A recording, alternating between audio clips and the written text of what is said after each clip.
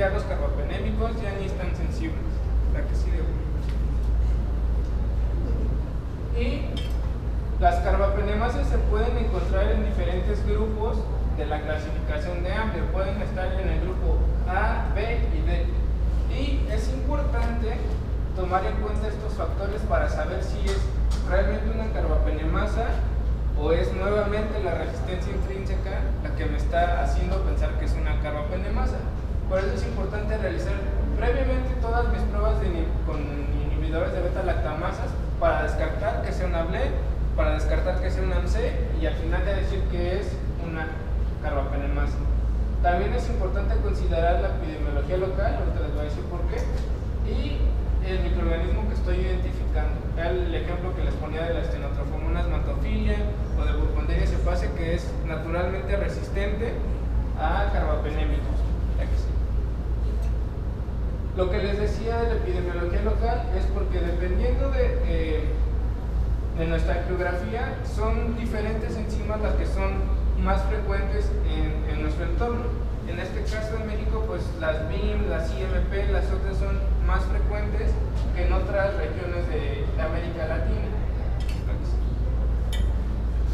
Y este es el ejemplo o el antibiograma del libro que observaríamos cuando estemos sospechando de una carbapenemasa. Prácticamente todo está resistente y esto, si se dan cuenta, tiene al principio una S, luego una R minúscula y una R mayúscula. ¿Por qué? Porque se puede presentar ese fenómeno. Cuando yo hago mi antibiograma, primero lo puedo ver sensible, pero aún veo como colonias adentro, ya lo que les decía, la heteroresistencia, y veo un halo muy pequeñito. Entonces eso me hace sospechar, y yo, como soy muy necio, repito mi antibiograma y puedo observar lo mismo. Entonces eso ya es una resistencia disminuida, una sensibilidad disminuida. Por eso hay una R minúscula y al final lo vuelvo a repetir y ¿qué creen? Que ya me da resistente. Entonces se observa ese fenómeno de una sensibilidad disminuida y es como la forma de observarlo. Aquí, si se dan cuenta, esto también obsérvenlo mucho. El astronam aquí ya está resistente. Esta es una carbapenemasa del tipo KBC o de la clase A. Acuérdense que las carbapenemasas están en el grupo A, B y D. Y esto era lo que les decía del método de Koch modificado. Entonces el método les decía que consiste en esta parte, como la cepa que es naturalmente sensible, normalmente es la coli ATCC 25922, que es sensible a todo. Entonces cuando ponga mi disco, pues tendrá que ser un halo perfecto, y cuando está mi cepa negativa no hay ninguna deformación, o sea, sigue el halito. Pero una cepa positiva hace esto de acá, hace este efecto, por la difusión de la enzima. ¿Okay? Entonces acá lo que pusimos fue un sensidisco de ertapenem, puede ser igual meropenem o imipenem, no hay ningún problema. Y acá está mi control positivo, que observamos cómo se ve como el halito, como invertinación, la punta de fleche. Mi control negativo se sigue viendo como el halito y mis problemas. Aquí no es una negativa, acá es una positiva. La que sigue. Y en este caso se puede hacer igual la identificación con la sinergia, en sinergia con un ácido borónico. Si se acuerdan, las B se inhiben con ácido caulánico, las AMC se inhiben con cloxacilina, y en este caso las carbapenemasas de la clase A se inhiben con el ácido fenilborónico. Entonces se va a hacer la lectura igualmente, va a haber en el punto donde convergen los dos antimicrobianos una sinergia y ahí se va a inhibir el crecimiento. Como les decía, hay otras carbapenemasas que están en otro grupo, que son las del grupo B, que son las metalo-beta-lactamasas. Estas, como su nombre los dice, pues dependen de un metal. El EDTA es un agente que lanza. Entonces el EDTA lo que va a hacer es atrapar ese metal que necesita, en este caso el zinc, que necesita las metalo-beta-lactamasas para ser funcional. A la enzima, cuando le quitan el zinc, pues ya no es funcional y ya no se puede estar comiendo el antimicrobiano. Entonces ahí ya se va a observar como la inhibición de crecimiento. Y recuerdan cómo estaba el astronam en las que son de clase A. Las carbapenemasas de clase A estaba resistente. Aquí en este caso el astronam va a ser mi marcador, porque en el caso de las metalo-beta-lactamasas o las carbapenemasas de la clase B va a estar sensible el astronam. Y esto era lo que les decía, igual está como resistente a todo, resistente, y oh sorpresa, astronam está sensible. Entonces esto ya me hace sospechar de que es una metalo-beta-lactamasa.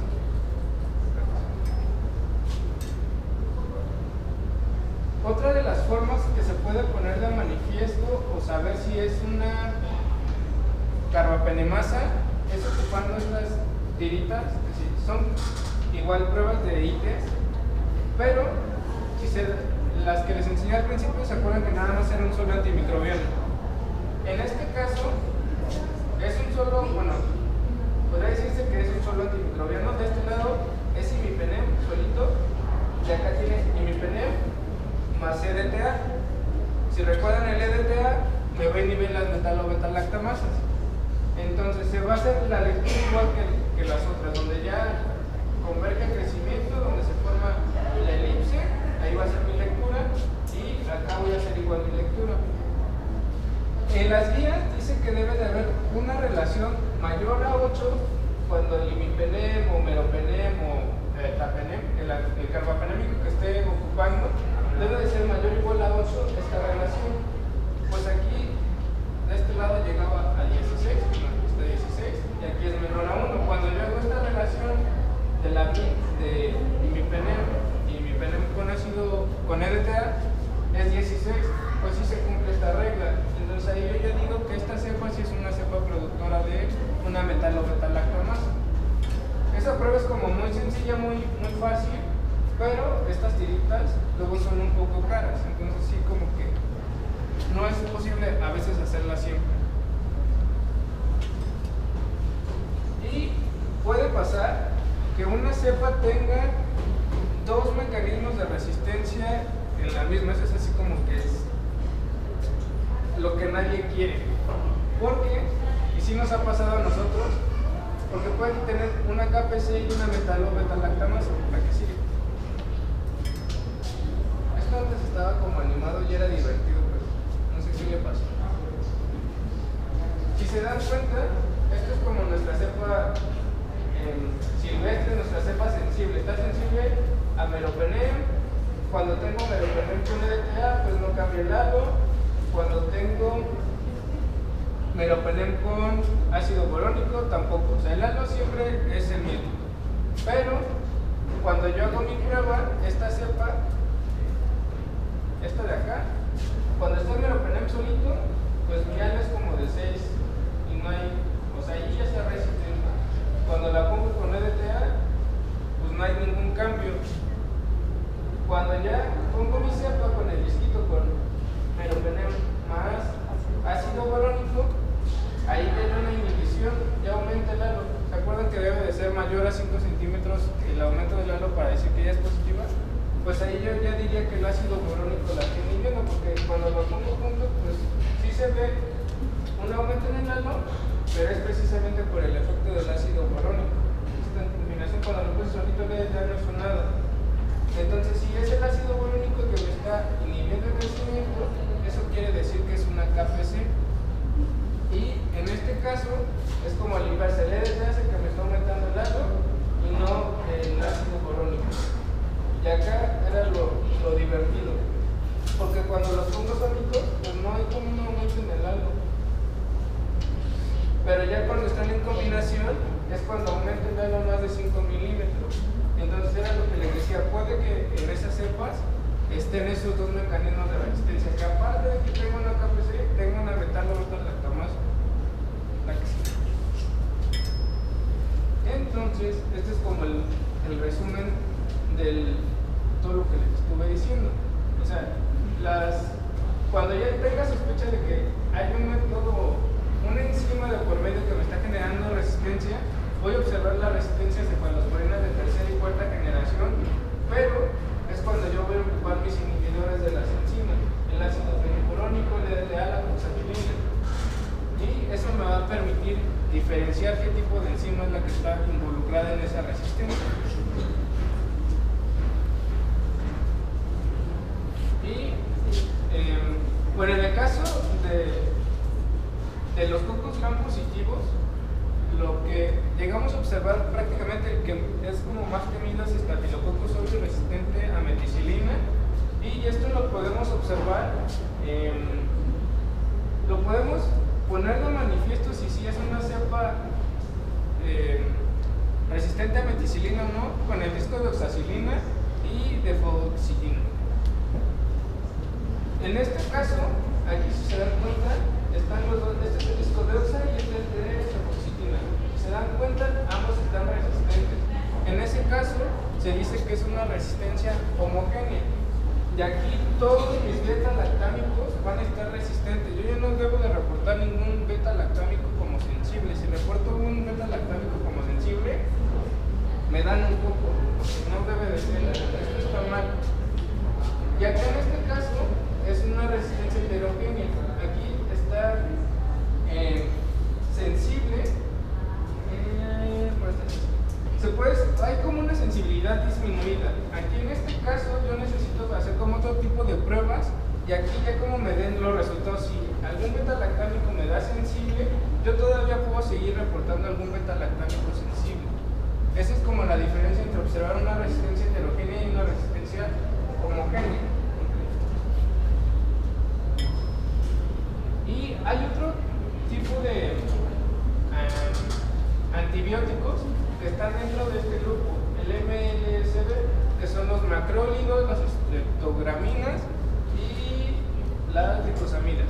Todos estos antimicrobianos se ponen en este grupo porque si son estructuralmente diferentes, su comportamiento es el mismo, su comportamiento terapéutico es el mismo.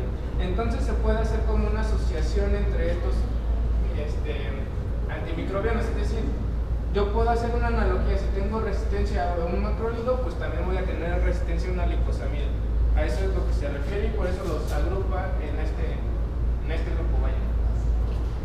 Cuando yo ya observo una resistencia, principalmente en estos grupos está la eritromicina y la clindamicina, se pueden presentar tres fenotipos en este tipo de microorganismos. Se puede presentar la resistencia a eritromicina y clindamicina. Bueno, se presenta este fenómeno, resistencia a eritromicina y a clindamicina, pero la diferencia es esta prueba. Cuando yo observo una prueba en este caso de acá, es un disquito de eritromicina, esta es una clindamicina. Es la misma prueba la prueba D que observamos para la AMSA inducible. Si se dan cuenta, aquí no se ve una nota, se ve chato. Entonces esta es una prueba D positiva, y acá hay una prueba D negativa, se ve la que sí. Entonces era lo que les decía, tenemos este fenómeno, resistencia a litro y sensible a clinda, pero acá tengo una prueba D positiva y acá una prueba D negativa. Acá de plano puedo decir que es una resistencia constitutiva. Hay un gen que me provoca que se cree ese fenómeno de resistencia, y es un fenotipo MLSB constitutivo. Sin embargo, acá tengo una prueba de positiva. Esto quiere decir que se puede inducir la expresión de este gen. Esta prueba D me está diciendo que puedo inducir la resistencia. Es lo mismo que les decía, está ahí presente el gen, pero si sigo dando ese antibiótico, lo voy a hacer resistente y lo voy a cambiar a constitutivo. Entonces ahí lo que se debe hacer es ya no dar ese antimicrobiano, porque voy a hacer un switch y lo voy a hacer constitutivo. Pero la diferencia acá es cuando tengo una prueba negativa, quiere decir que aquí lo que está pasando es una bomba de flujo. Entonces yo puedo seguir empleando ese antimicrobiano sin el miedo de crear una resistencia constitutiva. Esa es la diferencia entre estos fenotipos, pero observando la diferencia en esa prueba. Y eso es todo de mi parte. Ese es todo el equipo de trabajo del laboratorio de